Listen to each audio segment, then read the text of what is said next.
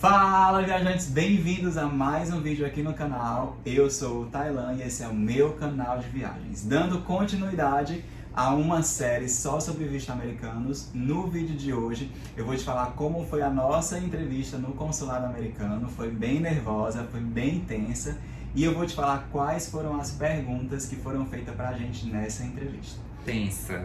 Foi bem tenso, foi bem tenso. E olha quem tá pela primeira vez aqui no canal, ele mesmo, Wesley Salles, amor da minha vida, seja muito bem-vindo!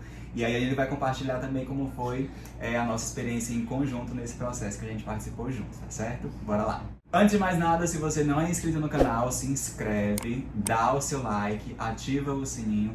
É muito importante você fazer esse processo. Dá o seu like aí, se inscreve, porque aí vai motivar a gente a fazer mais e mais conteúdos de viagens para vocês aqui no canal. Bem, essa é uma série só sobre visto americano. Já tem vídeo aqui no canal como é o passo a passo para você fazer esse processo. Tem vídeo como quais os documentos que você vai ter que levar lá na hora de fazer a entrevista. Tem vídeo sobre como é a nossa experiência. Enfim, são 7 vídeos direcionados para fazer com que você tenha mais clareza e como facilitar esse processo que é tão burocrático, que é tão tenso, que é tão demorado e que exige um pouco do nosso financeiro, que é tirar o visto americano. Então vamos lá começar com a nossa entrevista. A gente fez a nossa entrevista lá em Recife. Para quem não sabe, a gente mora aqui em Fortaleza, né? Então a gente teve que se deslocar até Recife. E um dia a gente foi lá no CASV, que é o Centro de Atendimento ao Solicitante de Visto. E no outro dia que a gente foi, efetivamente lá no consulado fazer a nossa entrevista. Chegando lá no consulado já é bem tenso, né? É uma fila enorme de gente que estão agendadas para aquele dia. Então você já vai lá e já leva o seu comprovante de agendamento. Não pode levar nenhum material de cortante, de arma de fogo, nenhum material explosivo. Você não pode levar nem bolsa, tá certo? Você fica lá fora esperando dar o horário do seu agendamento. Depois você entra e passa por um processo de revista, de raio-x, né, onde eles vão conferir se você tem algum material que não é permitido. Depois eles vão verificar a sua documentação. Você já vai passar por uma triagem lá e vai entrar numa sala de espera, né? E aí nessa sala de espera você já fica meio tenso, olha para um lado, olha para o outro, ninguém fala muita coisa, né? Todo mundo ali na expectativa. E na verdade a gente ficou tenso desde o começo, né? Porque a gente escolheu Recife porque era mais perto aqui da gente, de Fortaleza. Mas a gente já tinha lido que Recife era um dos locais que menos aprovava, né? Que a gente tinha visto, se eu não me engano, era São Paulo. E outra cidade que aprovavam mais, que era mais fácil de você conseguir tirar esse visto. Mas aí, pela questão realmente de custo, a gente escolheu Recife. A gente foi no período do Réveillon, porque a gente aproveitou logo para passar o Réveillon lá. Então, qual foi a data precisa? Tu sabe se foi 28, 29? Foi por aí, 28, na semana entre o Natal e o Ano Novo. Foi, era tipo assim, se a gente fosse aprovado, a gente ia curtir o nosso... Era virada de 2019 para 2020.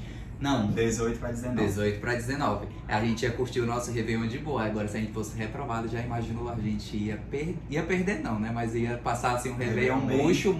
Por quê?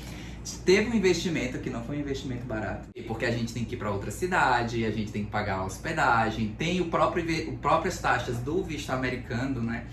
Então, era algo que, tipo assim, a gente tava apostando. Então, assim, tensão, gente, demais. Porque parece que você tá entrando, assim... É uma área... É militar, né, que chama?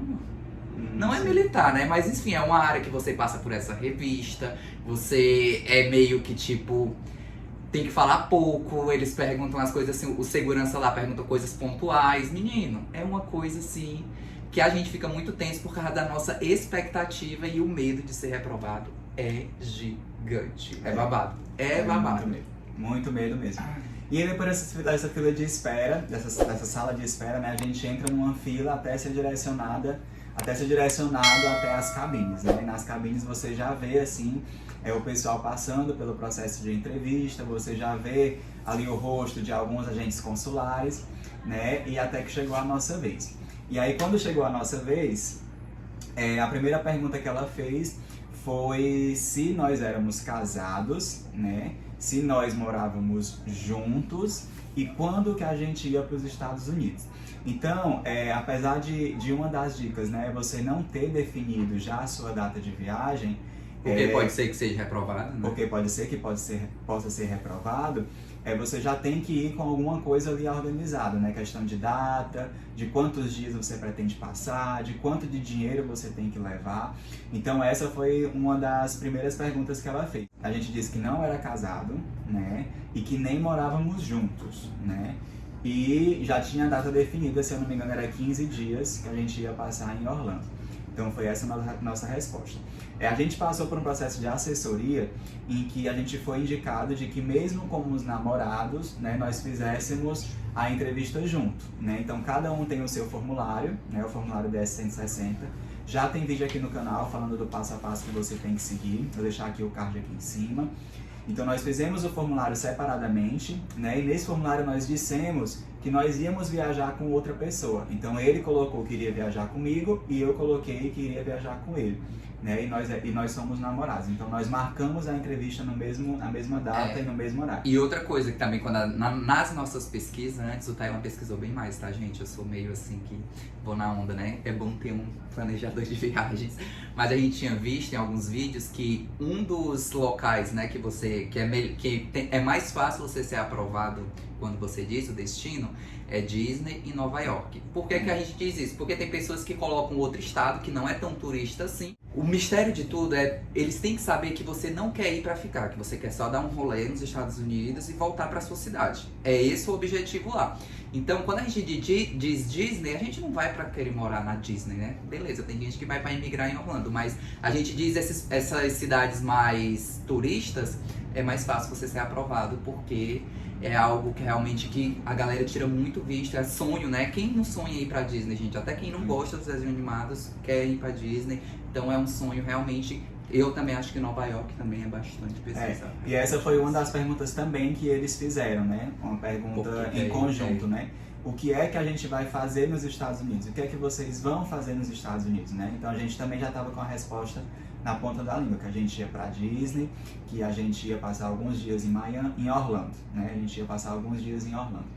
E aí depois dessas perguntas que foi meio que aberta para nós dois, né? Nós já tínhamos definido previamente quem ia responder essas perguntas abertas, né? Então se fosse uma pergunta para nós dois, eu iria responder. E aí depois ela partiu para as perguntas individuais, e né? detalhe, viu? O Tailan era o mais nervoso, a boca dele tremia. Porque assim, eu fico nervoso, mas eu sei me controlar muito bem, né? Eu sou um pouco atriz. Então eu consigo, tipo... Mesmo nervoso, eu consigo meio que responder bem, escutar bem. O Tailan nem escutar, ele escutava as coisas direito. A expectativa era muito grande, né, gente? Então é uma tensão e eu já sou ansioso por natureza, então mal dormia. E aí ela partiu para as minhas perguntas individuais, né? E quais foram essas minhas perguntas individuais? Eu tenho aqui anotado aqui na listinha.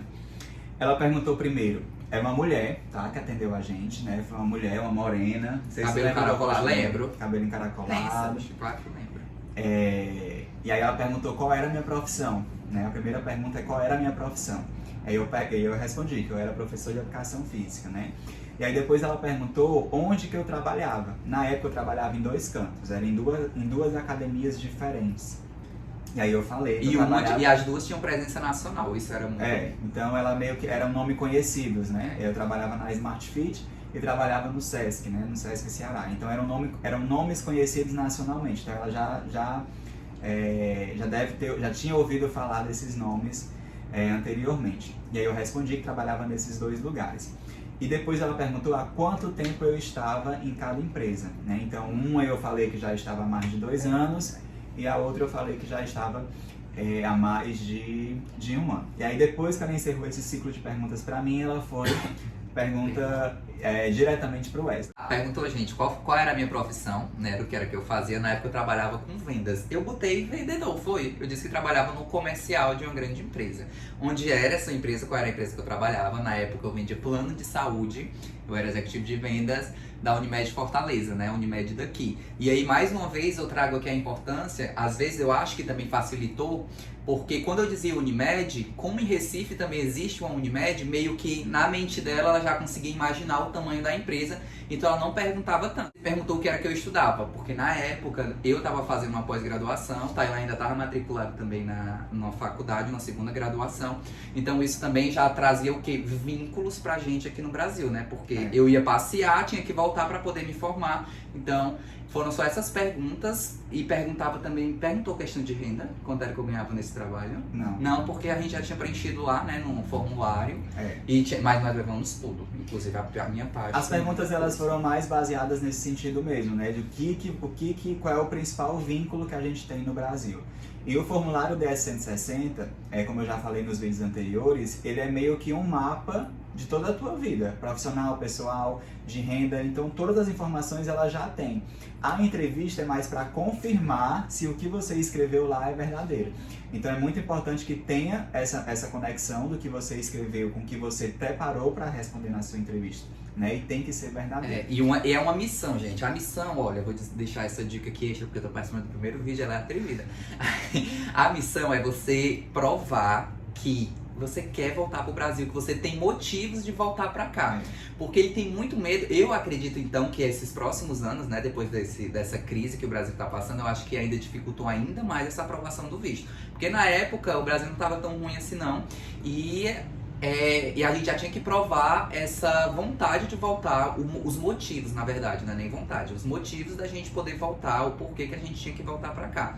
Então, gente, se apeguem com tudo, né? Curso que você faz, casa que você financiou, carro, os motivos que você tem de ficar aqui. A verdade é essa, você tem que ter motivo. Porque se for uma pessoa totalmente let's go, que tipo, não tem casa financiada, não tem carro financiado, não tem vínculo estudantil, não tem nada, é meio que essa pessoa, pra ela imigrar, na visão deles, é muito mais fácil. Claro que pode ser que você vá só passear, mas pensa nisso também na hora também que você for fazer seu formulário lá e tudo.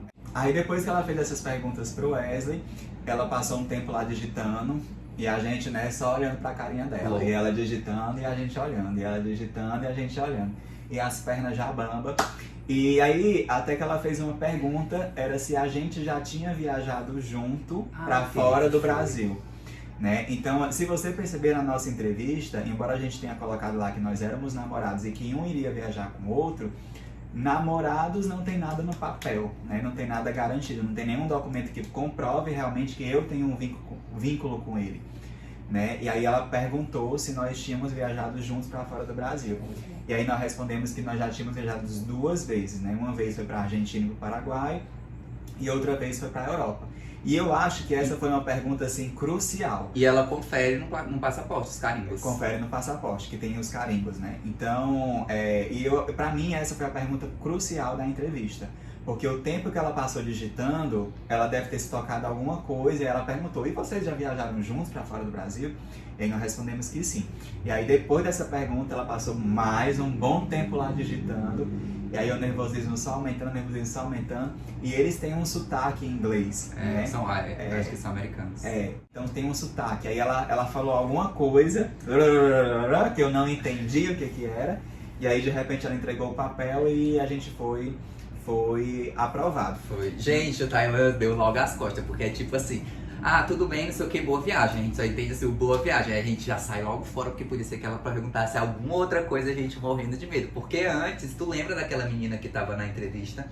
Essa menina, tinha uma menina antes da gente, no mesmo guichê que nós fomos. Essa menina, ela ia estudar, ia viajar, né? E aí eu sei que ela era estudante, ela não tinha como comprovar renda e disse que quem ia bancar a viagem dela eram os pais. E aí eu sei que o pai dela era um aposentado. Eu escutava assim porque eu tava muito tenso. O pai dela era aposentado, tinha até uma boa renda, se eu não me engano era R$6.000 na época.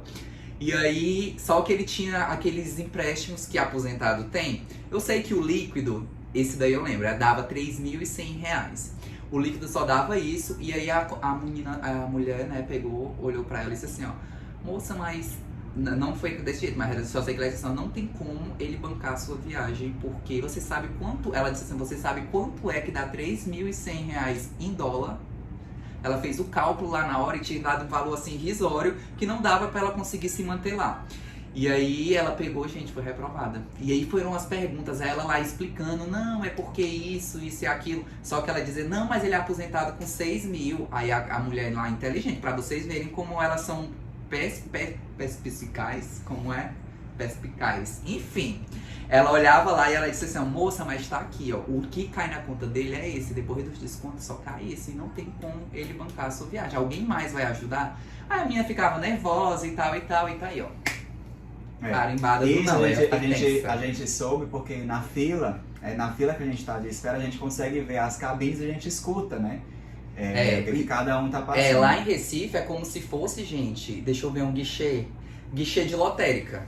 Pronto, já sabe o guichê de lotérica? Você fica na fila, aí vai chamando guichê em guichê. Pronto, é daquele mesmo jeito ali. Tem um vidro e a mulher fala do lado de lá, a gente fala do lado de cá. Em pé, os dois em pé, e é todo mundo escutando a sua conversa. Pronto, desse jeito, é o maior exemplo que eu posso dar pra vocês. Lembrando, gente, que cada entrevista é específica, né? Cada caso é um caso. Depende de quem pegar lá na hora. Essa é a nossa experiência, né? Como foi a nossa experiência baseada no que a gente preencheu. Então, cada caso é um caso. É mais uma explanação para vocês terem mais ou menos ideia do tipo de pergunta que eles fazem e da forma como você tem que responder. Você já tem que ter uma firmeza nas respostas, já tem que estar a resposta ali na ponta da língua.